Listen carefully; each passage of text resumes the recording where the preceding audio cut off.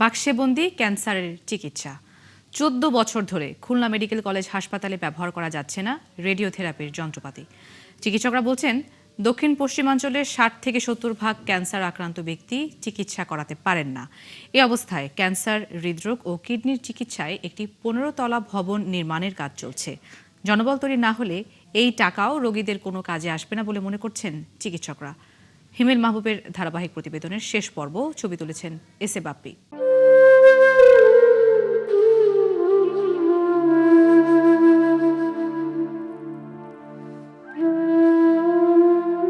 Fatema Begum Khulna medical college হাসপাতালে chemotherapy চলছে তার।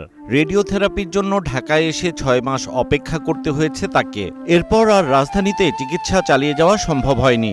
ব্রেস্টে টিউমার হয়েছিল, সেটা থেকে ক্যান্সার হয়েছে। ওখানে যদি সিরিয়াল পেতে হয় তো ৬ মাস লেগে যায়, ততদিন তো রোগীর অবস্থা বেশি খারাপ হয়ে যায়। ফোটানোর ঝামেলা ছাড়াই নিরাপদ পানির জন্য ঘরে আনুন পিওরিট। কল করুন 16627। পাশেই নীলুফা আক্তারের ক্যান্সার শনাক্তের পর ২২টি কেমোথেরাপি দিতে হয়েছে, কিন্তু এরপরেই দরকার হবে রেডিওথেরাপি। অথচ সেই সামর্থ্য নেই তার পরিবারের। ঢাকায় যদি যাওয়ার দরকার হয় সেটা আমাদের পক্ষে সম্ভব না।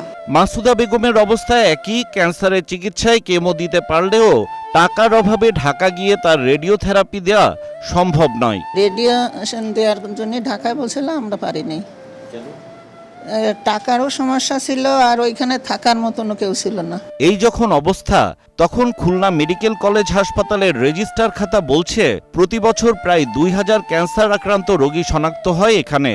রেডিওথেরাপির ব্যবস্থা না থাকায় ৬০ থেকে ৭০% রোগী শেষ পর্যন্ত চিকিৎসা চালিয়ে যেতে পারেন না। নতুন পেশেন্ট আসে গড়ে প্রায় ১৮০০-২০০০।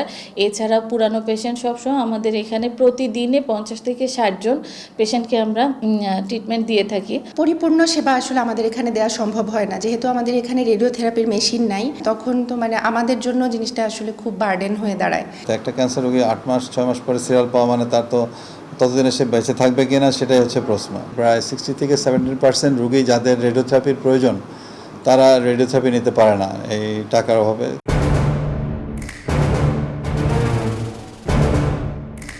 এই যখন অবস্থা, তখন ক্যান্সার বিভাগের সামনে একটি বাক্স দেখা গেল। খোঁজ নিয়ে জানা যায় এটি রেডিওথেরাপি যন্ত্র। এরকম ৬২টি বাক্সে ২০১২ সালে এই হাসপাতালে আসে যন্ত্রটি। এর মধ্যে ২২টি বাক্স ঢাকা ক্যান্সার ইনস্টিটিউটে নিয়ে যাওয়া হয়েছে বিভিন্ন সময়। বাকিগুলো একটি রুমে সিলগালা করে রাখা হয়েছে, আর কিছু বাক্স আরেকটি রুমে পড়ে আছে অবহেলায়। কিন্তু কেন? সেন্সিটিভ মেশিন, এদের একটা টেম্পারেচার মেনটেন করতে হয় 21 ডিগ্রি সেন্টিগ্রেড। ইনস্টলেশন হয় নাই, এটার ওয়ারেন্টি পিরিয়ড চলে গেছে। খুলনাও কোনো বাংকার ছিল না এই মেশিনের জন্য, যে কারণে মেশিনটা এখানে এসে পড়ে থাকে। প্রয়োজন নেই, লোকবল নেই, চাহিদাও দেয়া হয়নি। কত টাকায় কেনা হয়েছে তার সঠিক তথ্য নেই হাসপাতাল কর্তৃপক্ষের কাছে। কিন্তু একজন রোগীও পাননি এই যন্ত্রের সুফল। ভারী যন্ত্রপাতি কোনো চাহিদাপত্র ছিল না কখনোই, যে কারণ এরকম একটা যন্ত্র কিনতে গেলে হসপিটালে নিজস্ব একটা চাহিদা থাকতে হবে। এমন অবস্থায় ঠিক পাশেই ২ তলা বেসমেন্ট সহ ১৫ তলায় একটি ভবন ২৪১ কোটি টাকায় তৈরি হচ্ছে, যেখানে হওয়ার কথা ক্যান্সার, হৃদরোগ এবং কিডনি রোগীদের চিকিৎসা। এই ক্যান্সার প্রকল্পের আওতায় আমাদের খুলনা অংশটুকুর প্রকল্প ব্যয় ২৪০ কোটি টাকা, প্রায় ডিসেম্বর ২০২৬-এর মধ্যে শেষ করে আমরা হস্তান্তর করব। শুধু খুলনা নয়, দেশের ৮টি বিভাগীয় শহরে হচ্ছে এই হাসপাতাল। কিন্তু বিশেষায়িত হাসপাতালগুলো চালাতে যে সংখ্যক দক্ষ জনবল প্রয়োজন, তার কতটুকু আছে দেশে, সেই প্রশ্ন রয়েই যায়। বাক্সবন্দি থেকে কোটি কোটি টাকা যন্ত্রপাতি নষ্ট হয়ে গেছে। একজন ক্যান্সার আক্রান্ত ব্যক্তিও সেই যন্ত্রের সুফল পাননি। এবার ক্যান্সারের চিকিৎসায় নির্মাণ করা হয়েছে ১৫ তলায় এই ভবনটি। হয়তো কেনা হবে কয়েকশো কোটি টাকার যন্ত্রপাতি, কিন্তু কবে ক্যান্সারের পূর্ণাঙ্গ চিকিৎসা পাবেন খুলনাবাসী, সেই প্রশ্ন রোগীদের। হিমেল মাহবুব, ৭১, খুলনা।